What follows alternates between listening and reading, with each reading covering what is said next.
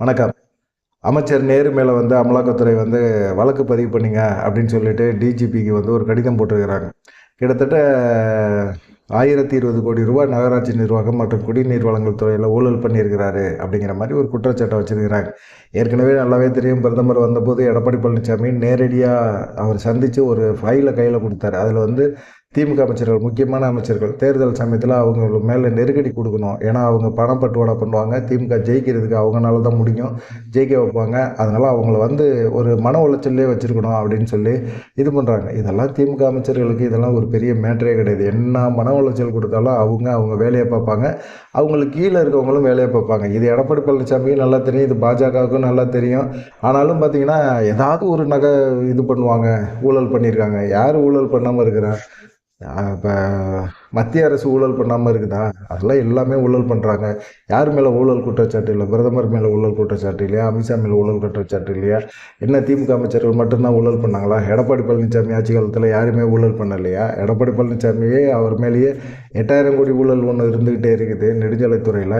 அதெல்லாம் என்ன பண்ண போகிறாரு அப்படிங்கிற கேள்வியெல்லாம் இருக்கும். ஒரு ஊழல் குற்றச்சாட்டு இருக்குது அப்படின்னு சொல்லி ஒரு லிஸ்ட்டை கொடுத்து அதில் வந்து பாஜக மேலிடம் வந்து எடப்பாடி பழனிசாமி சொல்லிட்டாரே அப்படின்னு சொல்லி ஒரு நடவடிக்கை எடுக்கிறாங்க அப்படின்னா என்ன அர்த்தம் இது அப்படிங்கிற ஒரு கேள்வி தான் வருது.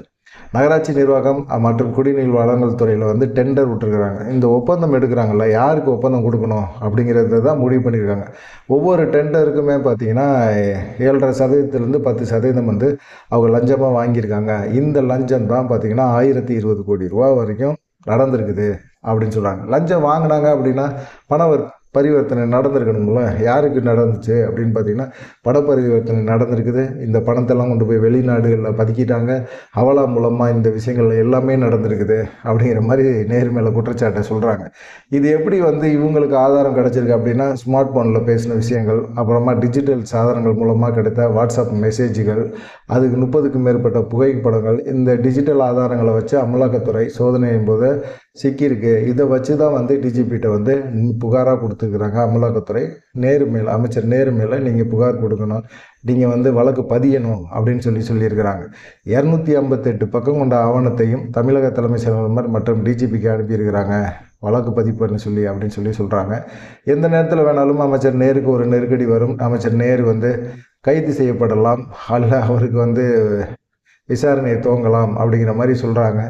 சரி, அந்த அளவுக்கு என்ன நடக்க போகுது அப்படின்னு பார்த்தீங்கன்னா, அமலாக்கத்துறை இது வந்து 2வது குற்றச்சாட்டு. முதல் குற்றச்சாட்டே வந்து அக்டோபர் 27 நகராட்சி நிர்வாகம் மற்றும் குடிநீர் வழங்கல் துறையில் வந்து பணி நியமனம் ஆட்களை போட்டாங்க. கிட்டத்தட்ட முதலமைச்சர் தலைமையில் வந்து 2538 பேருக்கு வந்து பணி நியமனம் கொடுத்தாங்க. அந்த நியமனத்தில் வந்து ஒரு ஆளுக்கு 35 லட்சம் ரூபா வீதம் வசூல் பண்ணியிருக்கிறாங்க அப்படிங்கிற ஒரு குற்றச்சாட்டை வச்சாங்க. அமலாக்கத்துறையும் அதை தான் வச்சது, டிஜிபிக்கு அதே தான் கொடுத்தது. கிட்டத்தட்ட வந்து இந்த பணி நியமனத்தில் 888 கோடி ரூபாய் வந்து லஞ்சமாக வாங்கியிருக்கிறாரு நேரு அப்படிங்கிற மாதிரி ஒரு இதை சொல்லியிருந்தார்.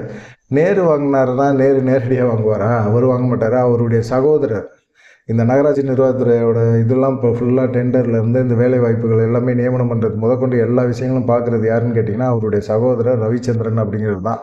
ட்ரூ வேல்யூ ஹோம்ஸ் அப்படிங்கிற ஒரு நிறுவனத்தை நடத்துகிறாரு. அந்த நிறுவனத்தின் மூலமாக தான் இந்த மோசடியே நடந்துருக்குது அப்படிங்கிற மாதிரி தான் அமலாக்கத்துறை அவங்க வந்து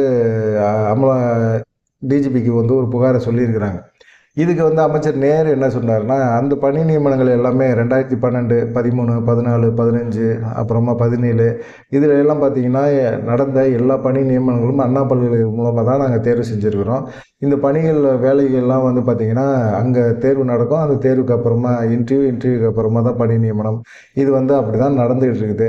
இதில் என்ன பெரிய குற்றச்சாட்டு இவங்க கண்டுபிடிச்சாங்க அப்படின்னு சொல்லி முதல்ல நடந்த குற்றச்சாட்டுக்கு அவர் காரணம் சொன்னார். அதுக்கப்புறமா இப்போ 2வது குற்றச்சாட்டு அமலாக்கத்துறை வச்சிருக்குது. 1020 கோடி ரூபாய் ஊழல் அப்படிங்கிறத வச்சிருக்கிறாங்க. இந்த 2 விஷயங்கள் தான் வந்து அமைச்சர் நேருக்கு ஒரு நெருக்கடியாக தேர்தல் சமயத்தில் கொடுப்பாங்க அப்படின்னு சொல்கிறாங்க. பார்க்கலாம் என்ன நடக்கும் அப்படின்னு சொல்லிட்டு. அப்புறமா பார்த்திங்கன்னா இன்னொரு மிக முக்கியமான ஒரு விஷயம், அதிமுகவில் பொதுச் செயலாளர் எடப்பாடி பழனிசாமி கிடையாது. அவர் வந்து தொண்டர்கள் மூலமாக தேர்ந்தெடுக்கப்பட்டவர் கிடையாது, பொதுக்குழு மூலமாக தேர்ந்தெடுக்கப்பட்ட ஒரு நிர்வாகி. அப்போ பொதுக்குழு மூலமாக பொதுச் செயலாளர் தேர்வு செய்யப்படாது அப்படின்னு சொல்லிட்டு சூரியமூர்த்தி அப்படின்னு சொல்லி வழக்கறிஞர் வந்து எடப்பாடி பழனிசாமி மேலே வந்து உரிமையல் நீதிமன்றத்தில் வழக்கு தொடுத்திருந்தார். எடப்பாடி பழனிசாமி இப்போ பாஜகவோட கூட்டணி ஆயிட்டார், ராசி ஆகிட்டார். அப்போ பாஜக கூட்டணியில் இருந்தால் நீதிமன்றங்கள் யாருக்கு சாதகமாக தீர்ப்பை கொடுப்பாங்க அப்படின்னு பார்த்தீங்கன்னா எடப்பாடி பழனிசாமி தான் கொடுப்பாங்க. ஏன்னா அவர் எப்பெல்லாம் பாஜகவோட நெருக்கமாக இருக்காரோ அப்போல்லாம் அவர் சாதகமான தீர்ப்பு வருது. அது இல்லாமல் உயர்நீதிமன்றம் இங்கெல்லாம் பார்த்தீங்கன்னா அவர் சாதகமான ஒரு தீர்ப்பை தான் பெறுறாரு. ஆனால் இந்த உரிமையல் நீதிமன்றத்தில் வந்து ஏற்கனவே பார்த்தீங்கன்னா சென்னை உச்சநீதிமன்றத்தில் நடந்த வழக்கெல்லாம் பார்த்தீங்கன்னா சூரியமூர்த்திக்கு சாதகமான தீர்ப்பு தான் வந்தது. அவர் எப்படி நீங்கள் அதிமுகவில் வந்து பொதுச்செயலாளர் உறுப்பினர் இல்லைன்னு சொல்ல முடியும்? ஜெயலலிதா இறக்குற வரைக்கும் பார்த்தீங்கன்னா அவர் அதிமுக உறுப்பினர் கடை வச்சிருக்கிறாரு. அப்போ ஜெயலலிதா வந்து பொதுச்செயலாளர் இருந்தாங்க, அது வரைக்கும் வச்சிருக்கிறாரு. அதுக்கப்புறமா பொதுச்செயலாளர் தேர்வு வந்து எப்படி நடத்தப்பட்டது? பொதுச்செயலாளர் தேர்வு சரியான முறையில் நடத்தப்படலைல்ல. பொதுச்செயலாளர் வந்து தொண்டர்கள் மூலமாக தேர்ந்தெடுக்கப்படலைல்ல. அப்போ வந்து பொதுக்குழு மூலமாக தேர்ந்தெடுக்கப்படுற வந்து ஒருத்தர் வந்து சட்ட விதிகளுக்கு மீறி தேர்ந்தெடுக்கப்பட்டவர் வந்து பொதுச்செயலாளர்லாம் ஏற்றுக்க முடியாது. அதனால அவங்கள்ட்ட நான் கார்டு வாங்கலை. கடைசியாக இருந்த பொதுச்செயலாளர் ஜெயலலிதா தான், அவங்கள்ட்ட நான் கார்டு வச்சுருக்கிறேன், அப்போ நான் கட்சியில் தொடரல அப்படிங்கிற மாதிரி அதை வந்து நீதிமன்றத்தில் வச்சுருந்தாரு. அது நீதிமன்றங்களும் ஏற்றுருச்சு. ஆனால் உரிமையல் நீதிமன்றம் என்ன சொல்லிச்சு அப்படின்னா எடப்பாடி பழனிசாமி சாதகமாக சூரியமூர்த்தி வந்து கட்சியில் உறுப்பினரே கிடையாது, அவர் எப்படி இந்த வந்து கிளைம் பண்ண முடியும் அப்படிங்கிற மாதிரி ஒரு கேள்வியை கேட்டால் இந்த வழக்கை எடப்பாடி சாதகமாக வந்து சூரியமூர்த்தி வழக்கை தள்ளுபடி பண்ணிட்டாங்க. இப்போ சூரியமூர்த்தி சும்மா இருப்பாரா? அவர் வந்து ஏற்கனவே வந்து இந்த வழக்கை தொடர்ந்து நடத்திக்கிட்டே இருக்காரு. அவருக்கு சாதகமான தீர்ப்புலாம் வந்துக்கிட்டே இருந்தது. திடீர்னு இப்போ அந்த இதுவுமே தள்ளுபடி ஆனோன்னா அவரும் சும்மா இருக்க மாட்டார்ல. அவர் என்ன செஞ்சிட்டாரு, இப்போ உச்சநீதிமன்றத்தில் போய் மேல்முறையீடு பண்ணிட்டார். உச்சநீதிமன்றத்தில் இதை தான் சொல்லியிருக்கிறார் அவர். எடப்பாடி பழனிசாமி பொதுச்செயலாளர் தேர்வு செய்யப்பட்ட முறை தப்பு. இதை வந்து கீழே இருக்கிற உரிமையல் நீதிமன்றத்தில் தொடர்ந்திருந்தோம். அவர் அடிப்படை உறுப்பினர் சூரியமூர்த்தி இல்லை, அவர் வழக்கு தொடுக்கிறதுக்கு அவருக்கு எந்த விதமான தகுதியும் இல்லை அப்படின்னு சொன்னார்.